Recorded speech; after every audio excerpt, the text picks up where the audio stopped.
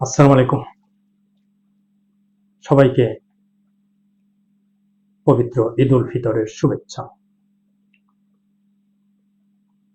এই পবিত্র ঈদ আমার যারা বন্ধু-বান্ধব আছেন, শুভানুধ্যায়ী আছেন, যারা আমার ভিডিও দেখেন, সবার জীবনে বয়ে আনুক সুখ, শান্তি, সমৃদ্ধি।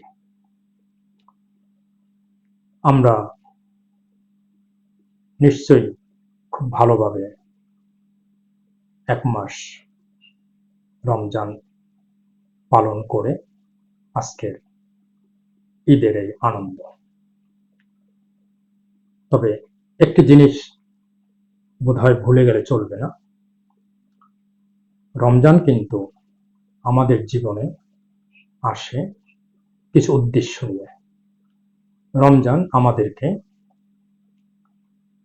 আত্মনিয়ন্ত্রণ, আত্মবিশ্লেষণ, আত্মশুদ্ধি এই গুণাবলী কিন্তু আমাদেরকে প্র্যাকটিস করানোর জন্য বছরে একবার আসে এবং আমরা সেটা সবাই যথাযথ চেষ্টা করি পালন করার জন্য। আমি খুব সংক্ষেপে যেটা বলতে চাই, আজকে আমরা ঈদের আনন্দ করছি এবং আমার মনে হয় আজকে থেকেই আমরা যে প্র্যাকটিসটা আমরা করলাম গত ১ মাস পবিত্র রমজান মাসে, সেটা যেন আমরা বজায় রাখতে পারি।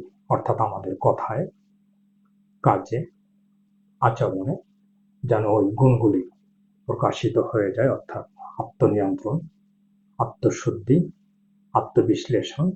তাহলেই আমরা যে ১ মাস রোজা রেখেছি তার সার্থকতা আমরা পেয়ে যাব ইনশাআল্লাহ। তো আজকে আমি কথা বাড়াবো না, আমি আপনাদেরকে আবারও ঈদের শুভেচ্ছা জানাচ্ছি এবং আমি দোয়া করছি আমরা যেন আবার আগামী বছর এরকম একটি রমজান পাই, নিজেদেরকে আবারও নতুন করে আত্মশুদ্ধির জন্য সুযোগ পাই। সবাই ভালো থাকবেন, সুন্দর থাকবেন।